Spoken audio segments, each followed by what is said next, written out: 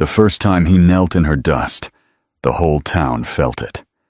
Under the sharp blaze of a Midwestern sun, the giant Apache walked barefoot down the long road toward Thornhill Ranch. The heat pressed against his bare back. Dust clung to his skin like a second hide. His shoulders were wide, carved by labor and loss, and his shadow stretched long and lonely across the dry earth. He carried no weapon, no horse, no pride. Only a small cloth sack tied with twine and the weight of something broken inside him. The Thornhill house rose from the plains like a stubborn promise. White fence, silver roof flashing in the light. A porch shaded by an old cottonwood tree that had seen more seasons than most men. People said it was too grand for a widow to live alone in. They said too many things about Evangeline Thornhill. Upstairs, behind thin curtains, that she saw him coming. She did not move at first. Her black dress hung straight and plain against her body. She had worn black every day since they buried her husband. Since they buried her baby. The house behind her was large, but empty in a way walls could not fix. She knew who he was. Tyler Redhawk, Apache. Not from this town. Not welcome in it. A man spoken about in low voices,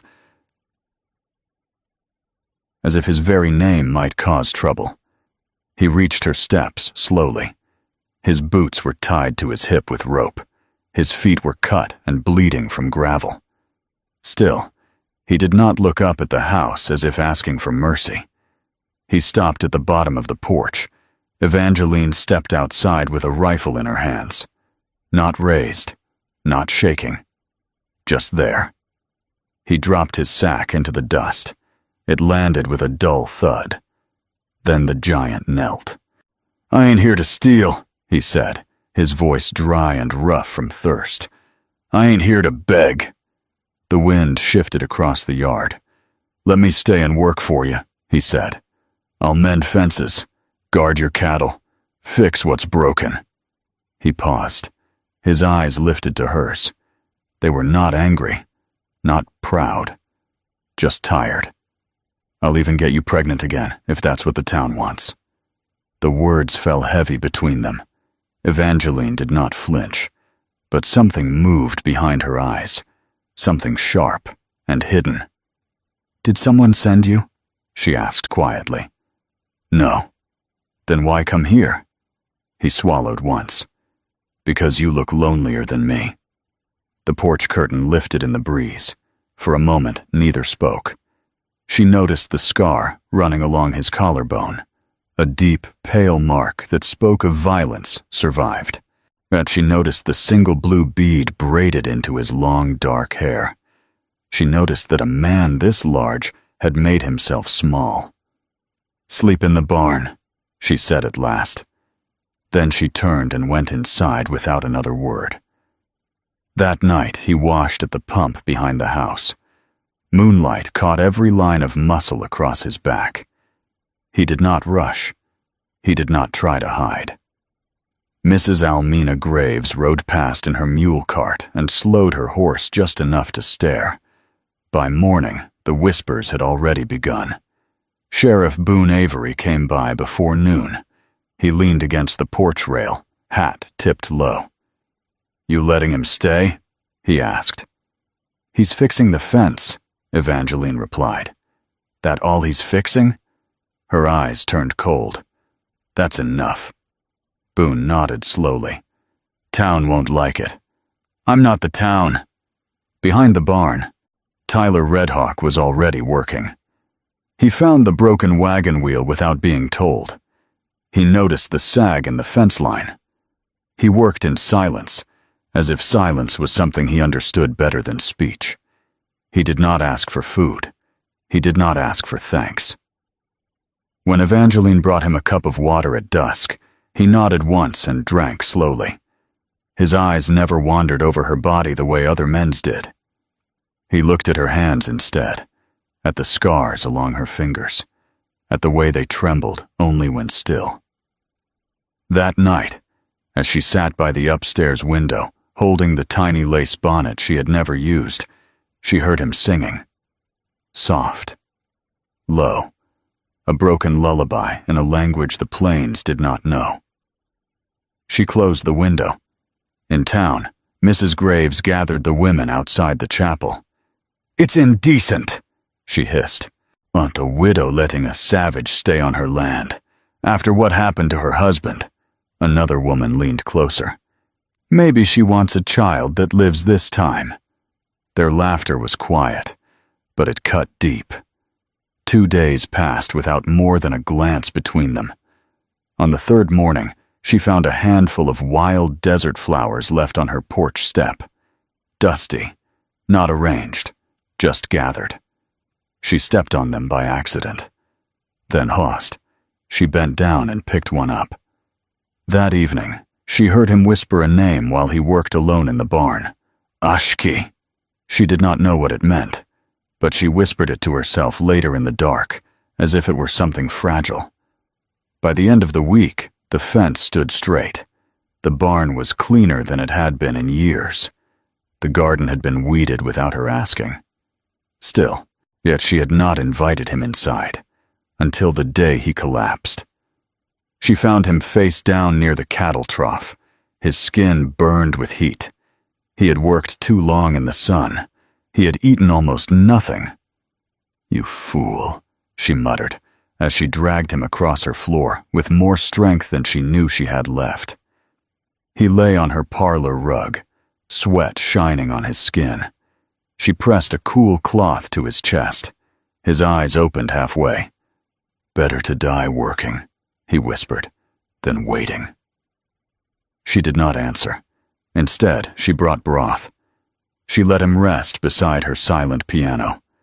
She did not close the window that night. Outside, the wind carried the scent of rain, and somewhere beyond the cottonwood tree, the town sharpened its knives. The next morning, the ranch felt different. Not louder, not brighter, just changed. Just Tyler Redhawk woke on the parlor rug before the sun rose. He did not move right away. He stared at the ceiling as if unsure where he was. Then memory returned to his eyes. He pushed himself up slowly. Evangeline was already in the kitchen. She stood at the stove in a light cotton dress. Not black, not mourning. He noticed. She noticed that he noticed. "You should have stayed in bed," she said without turning around. "I don't belong in beds that aren't mine." The words were not bitter, just honest. She poured coffee into 2 cups. This time she brought one to him without hesitation. He took it carefully, their fingers brushing for half a second. Neither pulled away fast. Neither held on. "You almost died," she said. "I've almost died before." That wasn't the point. He looked at her then, really looked. "Yeah, you dragged me inside," he said softly. "You could have let me cook in the sun." Her jaw tightened. "I don't let men die on my land." He nodded once. That was enough. Outside, the town was not quiet. By afternoon, red paint had been splashed across the barn door. Savage lover. The letters dripped slow and ugly.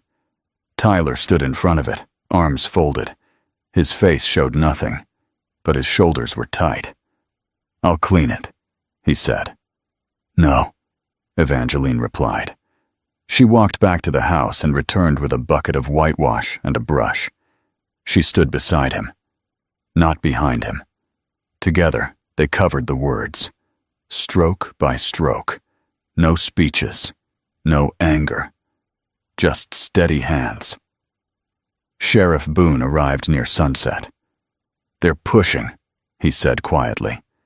"Chapel elders, ranchers, folks who think they own your choices." "I buried my husband," she answered. "I buried my child. They don't get to own anything of mine." Boone looked at Tyler. "You planning to stay?" Tyler did not hesitate. "Yes." Boone studied him for a long moment. "Then you better be ready. For what? For them. The harvest festival came 3 days later. Evangeline had not attended in over a year. The last time she had stood in that square, she had been carrying a baby inside her. Now she stood alone at the edge of the crowd, in a cream dress with tiny blue flowers. Her hands were folded in front of her, steady but pale. Whispers followed her like shadows. She finally left the house. That Apache probably picked the dress. She ain't grieving no more. Tyler stayed near the corral at first. He had not come to be seen.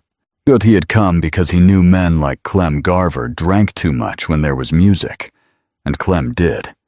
He stumbled toward Evangeline just as the fiddle started.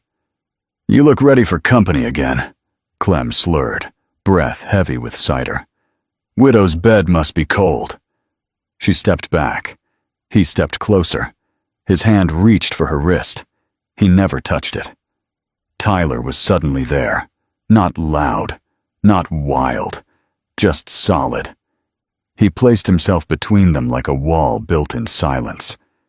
"She doesn't need to answer you," Tyler said. The music faltered. Conversation stilled. Clem laughed, but it sounded thin. "You speaking for her now?" "No," Tyler replied. "I'm standing." Evangeline's voice came steady behind him. "We're leaving." They walked through the parted crowd together. No hands touching, no heads bowed. At the chapel steps, she stopped, but her breath trembled once. "You shouldn't have come," she said. "I didn't come for them," he answered. She turned to face him fully, lantern light caught in her eyes. "Then why?" He reached into his pocket and pulled out something small, a corn husk doll, simple, rough, wrapped at the waist with a thin blue thread. "She would have been 4 today," he said quietly. The world seemed to stop. Evangeline's fingers shook as she took the doll. She pressed it against her chest as if it had weight.